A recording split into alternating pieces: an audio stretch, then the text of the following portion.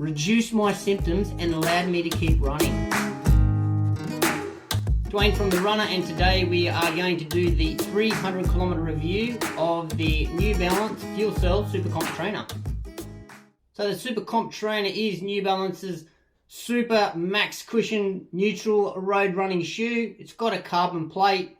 It's really expensive, priced at $320, and it's really heavy, coming in at a weight of 320 grams or about 11 ounces. Not really keen on the price of the shoe, 7 out of 10, and not impressed by the weight of this shoe, 6.5 out of 10. Right, so for the upper here, we've got a engineered mesh. It's got a bit of a dual layer, so underneath it's a really light mesh. On the outside, we've got this sort of clear plasticky layer.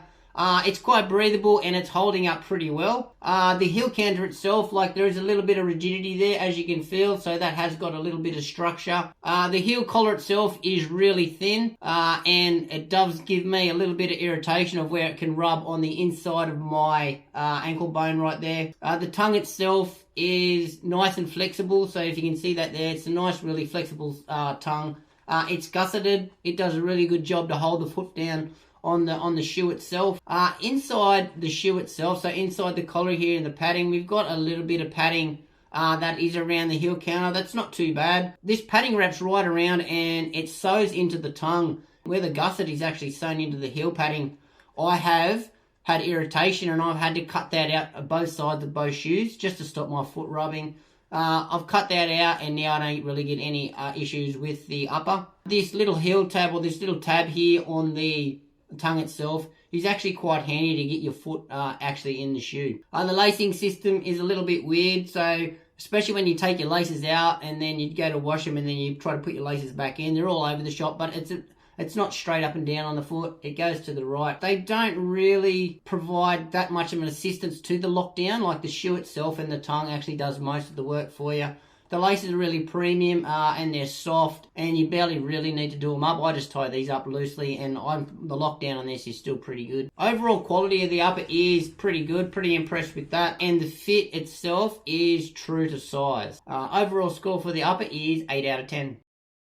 Huge stack of New Balance's Super Foam Fuelcell, so 47mm in the rear and 39mm in the front, giving us a 8mm drop. Now, it's pretty much has to have a carbon plate within this shoe just to keep that foam staying in one piece, or it's just going to collapse on itself. Now, this foam is just so soft and there's so much of it, and obviously that's going to transfer into the ride of this shoe. So this shoe is so soft and it's so buttery smooth, and it just saved those legs. All that foam, the rigidity of the carbon plate, accompanied by the actual geometry of this shoe, of this rocker, this thing is just designed to save your legs and to keep them ticking over and over and over. The rocker in it actually is really pronounced, and I can compare it to the Glide Rides rocker of how aggressive it is. So what I love about the geometry of this shoe and the softness, it has allowed me to run through some serious plantar fasciitis. We all know as distance runners there how much of a pain in the butt plantar fasciitis is. You need something that's going to take the load out of the foot itself and take some pressure off the heel. And this shoe, to me, I'm just speaking for myself here, but this shoe to me reduced my symptoms and allowed me to keep running. So it took all the pressure off the arch because it's a nice stiff shoe, and it delivered a nice soft landing, so the heel of where I wouldn't get that impact and that really painful feeling as I impacted the ground. So this one for me has kept me running through plantar fasciitis.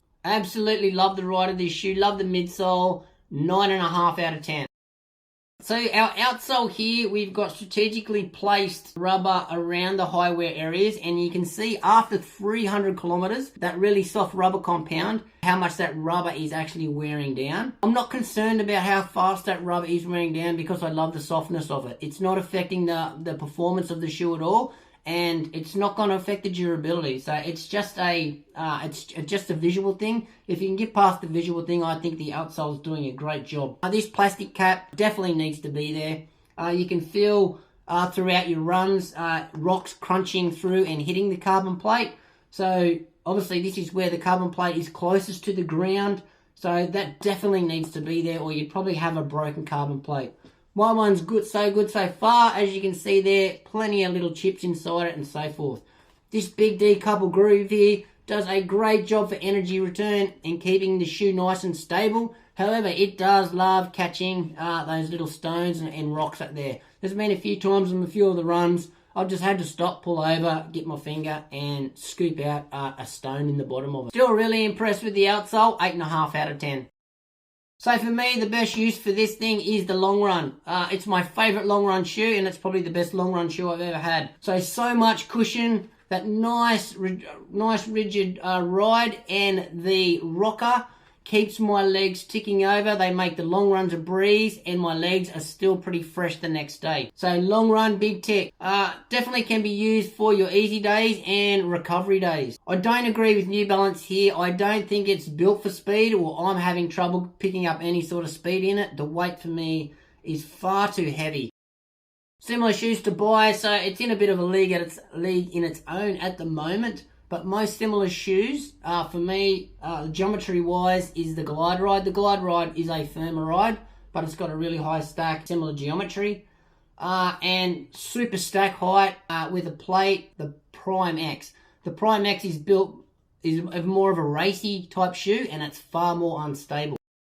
I've really valued my time in the SuperComp Trainer so far. So 300 kilometers in it. It's got some evidence of some higher wearing, but performance isn't affected so far. So I'm still really happy for this shoe.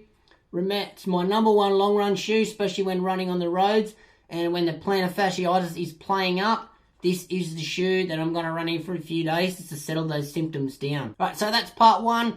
That's my review of the SuperComp Trainer. Stay tuned very shortly. We've got our elite runner, and we're going to find out how she rates the SuperComp Trainer, and we'll see how different it is compared for a non-elite runner against a elite runner in this one. Alright guys, thanks for watching again, and please give us a like and subscribe to the channel, and we'll see you again shortly.